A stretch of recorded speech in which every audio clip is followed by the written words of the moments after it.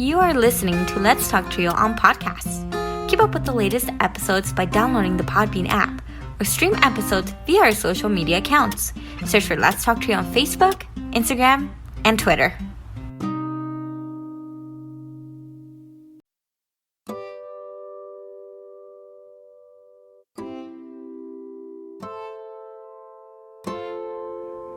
This podcast episode is brought to you by Lonsdale Publishing. Is your program seeking ways to assess your students' college readiness? Does your program need a tool to document the effectiveness of your program? Lonsdale Publishing is excited to offer the Strategic Learning Assessment, a 20-minute online assessment that provides recommendations and strategies to improve academic performance across 11 learning areas: communication, critical thinking, effective learning strategies, focus and concentration, growth mindset, persistence, seeking help, sense of belonging, stress management, test preparation, and time management. For as little as $3 per student, the Strategic Learning Assessment identifies strengths and areas for growth, along with tailored recommendations for each learning area. Want a complimentary sample account for yourself and 5 students? Contact Lonsdale Publishing at 727-389-8026. Again, that number is 727-389-8026. Or visit our website for more information at www.lonsdale.com. That website again is www.lonsdale.com. Lonsdale Publishing, your partner in student success.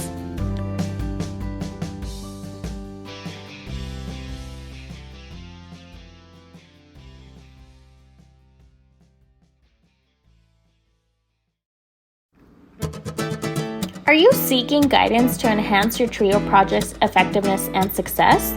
Look no further. Nosotros Education Center, NEC, is here to empower your TRIO project with expert consulting services. NEC's mission is to promote the effectiveness and impact of TRIO programs.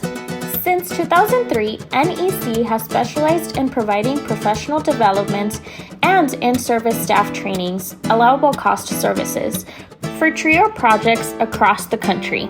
The team at NEC, with over 60 years of combined TRIO experience, offers customized workshops and seminars for project staff, compliance assessments, external evaluations, working on and submitting APRs, database customization and training, development of policies and procedures manuals, and project implementation or reorganization services. Additionally, NEC has secured over $774 million in federal funding with a 92% success rate through their live and on-demand proposal workshops, assistance with data collection and review, detailed technical reviews, and comprehensive proposal development services. Join the hundreds of colleges, agencies, and TRIO projects across the country who benefited from NEC's expertise. Nosotros Education Center, your partner in TRIO's project success. Visit their website at nosotros.edu.org. Again, that's nosotros.edu.org.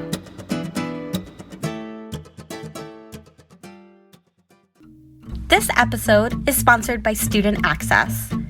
Student Access, the leader in TRIO software. Student Access is an online database solution that allows TRIO programs to track their students' information, connect with students by text messages, streamline the APR, and work from anywhere, all online, with automatic updates for changes from the Department of Education. Their technical support team includes former TRIO staff and has over 50 years of combined experience working with TRIO. Make it easier to focus on your priority, the students. For more information and to request a free demo, visit their website at www.studentaccess.com or call them toll-free at 1-800-801 1232. That website again is www.studentaccess.com or 1-800-801-1232. Be sure to share your favorite episodes on your social media by tapping that share button. This is a great way to support the podcast. Now here's your host, Juan Rivas. Thank you, Amelia, for that wonderful introduction. Hello, listener, and welcome to this special edition of the Let's Talk Trio podcast, where we are featuring a limited series titled First Gen RAMS, in collaboration with the Colorado State University's First Generation Student Group Organization and the Trio programs. This is episode 1 of 4. I am your host, Juan Rivas. Before we begin, some community announcements. Trio Nation, be sure to call your congressional representatives to defend the Trio programs. The Trump administration is seeking to eliminate the Trio programs in their most recent proposed budget. Take action now by spreading the word and contacting your congressional representatives. The link to find your congressional representatives can be found in the podcast description. North Carolina Central University is hosting their annual Student Access and Success Conference in 2026. Click the link located on the episode description to learn more. I want to take a moment to thank our corporate sponsors, Student Access, Nosotros Education Center, TrioJoblist.com, and a special thanks to the Trio Store for their support of the First Generation Celebration event happening Friday, November 7th. Remember to visit thetriostore.com, your source for Trio graduation stoles. A warm thanks to our individual supporters, Dr. Jamie Motley, Dr. Ryan Barone, Dr. Jeff Naputi, Angelica Valdez, Angelica Villalpando, Rosario O'Reilly, Felicia Rivera, Jeff Calden, Eric Lemaster, and Jaded Electronics. My first guest is Delilah Lopez, a graduate student at Colorado State University. Delilah is on the podcast to share her experience as a first-generation student at Colorado State University. Sit back, relax, and enjoy this episode.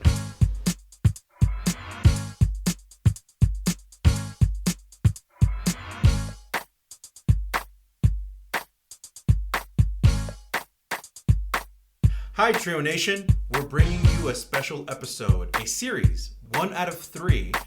This is my first guest who is talking about their first generation college experience here at Colorado State University. I am happy to welcome Miss Delilah Lopez, a master's student here at CSU. Delilah, welcome. Thank you for having me today. So I want to ask about your college experience as a first generation student. Can you share with the audience what is one first generation, what does that word mean to you, and how did it apply in your experience being a college student? Yes, and I would just like to also introduce myself in my native language, if that's okay. Absolutely. Anin Delilah Indigenous Anishinaabe Nihiawe. Hello everyone, my name is Delilah Lopez and I am an enrolled member of the Chippewa Cree tribe from Rocky Boys Reservation in Montana. I am also Mexican American, and being first generation is a very important part of my educational journey. First generation, when I hear that word, I hear power in that and resilience and potential. And I know that my experience may not be the same as every other first generation student, but I know that we have overcome a lot to get to where we are. And for that, I'm very proud to have that under my accomplishments as being an undergraduate and a current master's student in the College of Business at CSU. What are some challenges you think that a first generation college student faces transitioning into a college environment? Yes, not having parents who went to college, and even people within like your direct family that have went to college and have that experience, I feel leaves us a little bit nervous and shy and maybe intimidated by the academic experience because we have never experienced that. We've never went to college campuses and visited our older siblings or heard stories from our parents about their experience. And so I think being the first in your family, or one of the first in your family to go to college, is really a big journey that you take yourself on and you also take your family on. So for sure, yeah. You're sharing those experiences with your like for me, I am an aunt and I'm also a mother. So I'm hoping that with my experience, I'm going to share that knowledge and pass it down so that it becomes a part of our family tradition to go to college and to get these degrees and to constantly be serving our communities. And so for me, that's what it really means to be first generation, is to be a pioneer, to be a trailblazer, to be a warrior, to really fight for the things that we deserve, and to make sure that when we get there that we use that education to serve our communities and even our families, and just continue to rise. That's awesome. I know that for a lot of first generation college students, the struggle typically is adapting to an environment or trying to figure out what resources or what and even more, right? It's asking for help. How did you overcome some of those challenges? Yes. I would say that before I went to college, when I was in middle school to high school, I never ask for help, and I never shared any of the challenges that I was going through at home. So everybody thought I was living like this perfect life at home, and I was just kind of rebelling and struggling in school because I didn't know how to ask for help. And I was, sometimes I wouldn't say ashamed, but I didn't know that the people that I was going to ask would understand what I was going through.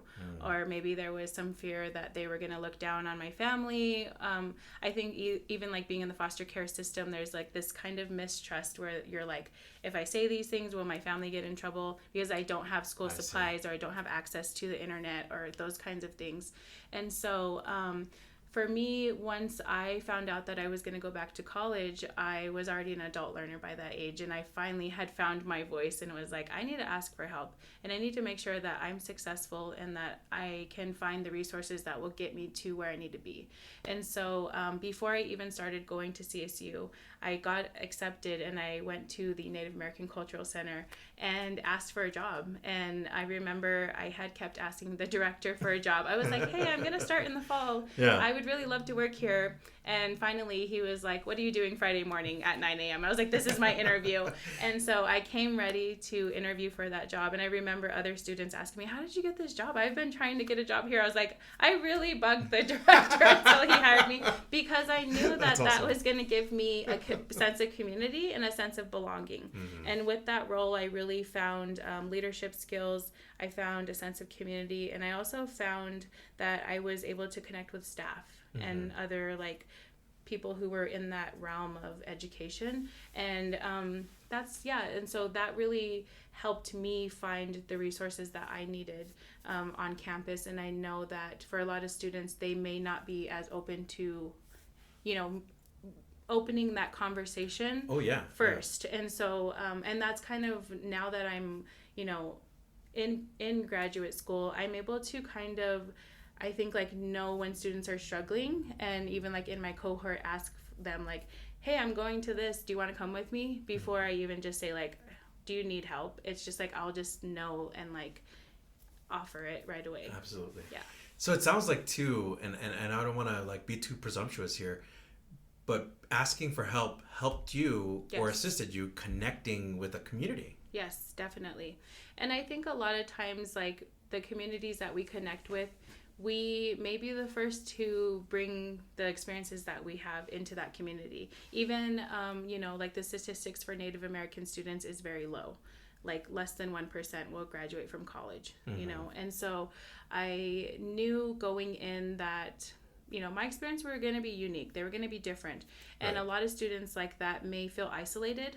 I know I do at times, where I'm no one understands me or no one can really relate to me, But at the same time, I know that there are students who don't talk about their experiences or who aren't as vocal, and we don't really know what they're going through. And so I think it's just great that even El Centro on campus, I would go into there and I always feel a sense of there's always food, and there's always people talking, and I love that. It's really fun. And so I think just opening yourself to seeking the help you need, and then also putting yourself in sometimes uncomfortable situations. You're I don't know if I fit in here, but you know what, you deserve to be there. And so I always probably was one of those people where they're oh, here comes Delilah. And I'm well, maybe for the next student who shares some of my personality traits will feel welcome here, because I open that space for them. That's wonderful. Yeah. As you've navigated your college experience as a first-gen student,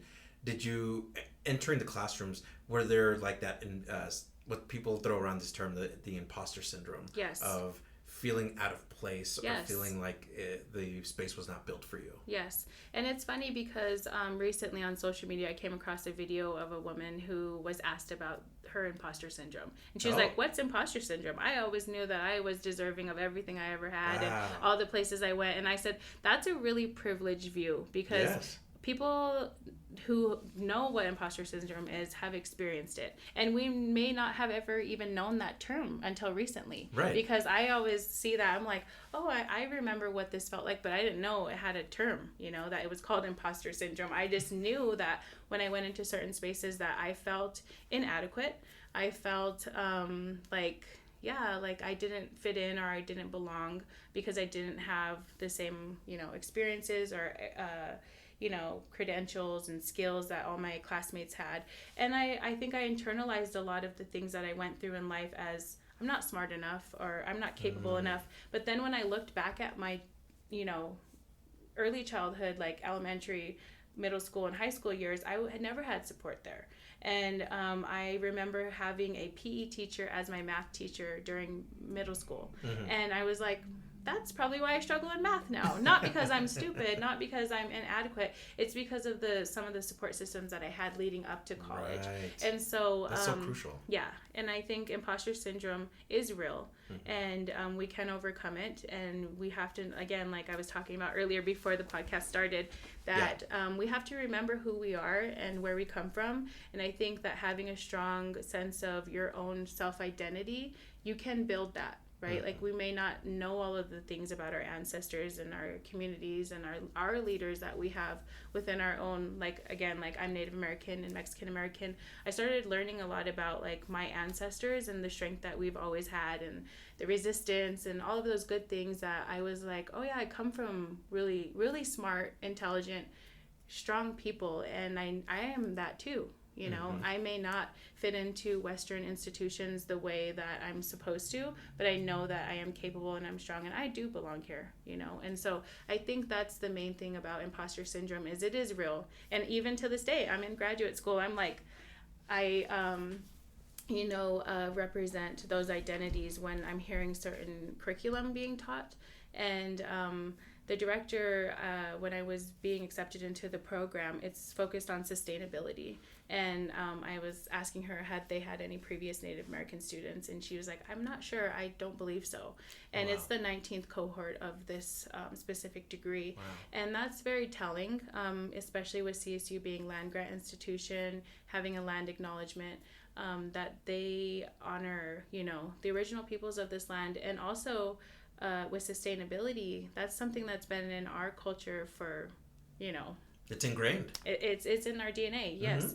And so I was like, I do belong here, and I believe that I can bring the skills that I learned from my ethnic studies undergrad into this program with sustainability, because again, like I really push for social justice, and I know that sustainability is a good thing, but it also still causes some harm. And so I want to find a way to use the skills that I already have and bring it into the classrooms, bring it into my own sense of business and learning. Awesome. So that's kind of where I'm at. But I still struggle with imposter syndrome, and I think I probably always will, because it's really hard to overcome, but I think that it keeps me grounded, because I have to continuously remind myself that I'm strong, I'm capable, I'm smart, I deserve to be here. And that keeps me on my toes too, because I'm like, girl, get out of your head. Like, you belong to be here. And so that's, it's real for me, but I know for others maybe not so much. Yeah. As a first generation student that has graduated already and moved on to a master's program, what is some insight or advice that you can give to first generation students who may be wanting to go to the same path you're taking? Yes. I would say, again, like, reach out to any resources that you can find on campus. Like, I, even for an international student yesterday, did a simple Google search of international resources for CSU students and came up with, it was like an emergency fund that they could apply for. And I was like, hey, did you know about this? And I was sharing that with them. And so doing your own research of resources on campus and then going into those offices and meeting the directors and meeting other students, I think really helps you kind of like see where it is and feel like if does this space feel safe? Does it feel like it's for me? So like for me, that was the Adult Learner Veteran Services, El Centro, the Native American Cultural Center. And even like, you know, I think a lot of people have a misconception about the diversity centers, that you have to have that identity to use the resources within that office, but it's for any student, you know. Oh, wow. And so like the Pride office, you know, has a closet for students to go and get toiletries, like shampoo, conditioner, hairbrushes, and, you know, I'm a straight woman, but I still can go into the Pride office and they're like, come in, like, welcome, make a cup of tea, like, go into the closet, get what you need. And I think that's very cool that we have that community in CSU. Is like we all share resources and share community, and sometimes we'll just be chatting. We'll just be talking like, how is it going? And they'll say, oh, I'm having a long day. And I'm like, really? I'm sorry to hear that. And it just feels really good to know that, like, we have each other, you know, and that the university has created these spaces. And what I like about it, too, is there's not a lot of micromanaging, I think. Well, at least from what I see. I'm sure there is. But, but when I go into the spaces, it feels like each office gets to kind of create their own environment there. And it feels like a safe, like, space, you know. Absolutely. Yeah. As we wrap up your session as a first generation student, now heading into, well, in the middle of your master's program, really, where do you see yourself after you graduate? What do you want to do? Yes, with my Impact MBA, I really hope to open my own business. I really want to learn best business practices because, again, growing up here in Fort Collins and in these, you know, settings of may not be the best, like, diversity here. I want to make sure that when I own a business that I am doing the best things for my employees, that I'm doing the best things for my customers, and the community, and how I'm paying that forward. And so I do a summer fellowship this coming summer, and I want to really get that hands-on experience and even just bring, like, my own experiences into that space and see, like, how I can maybe, like, shift things and what kind of influence I can have and what kind of impact I can have for my future company or business. And that's what I'm really excited for. But again, we never know where the path will take us, so I'm always like, I'm always open to see, like, where it's gonna take me and how far I can go, but also, like, knowing that I'm not defined by that, you know, and that wherever I am in life, I'm meant to be there, and I can always have an impact no matter how small. That's true. Yeah. As we typically do for a sign-off on a podcast, we have the guests like share a motto or a quote or a personal mission statement that they live by. Yes. Do you want to share that with us right now? Yes, and I just want to make sure I say it. So it's by Harriet Tubman, and I had this written down on my desk when I started undergrad, and it's very powerful to me. Every great dream begins with a dreamer. Always remember, you have within you the strength, the patience, and the passion to reach for the stars to change the world. By Harriet Tubman. Perfect. Again, this is Delilah Lopez, a master's student at Colorado State University. Delilah, thank you so much for giving us a little bit of your time today. Thank you so much. Thank you, everyone, for listening. Appreciate it. Are you a participant, alum, or staff of a TRIO program?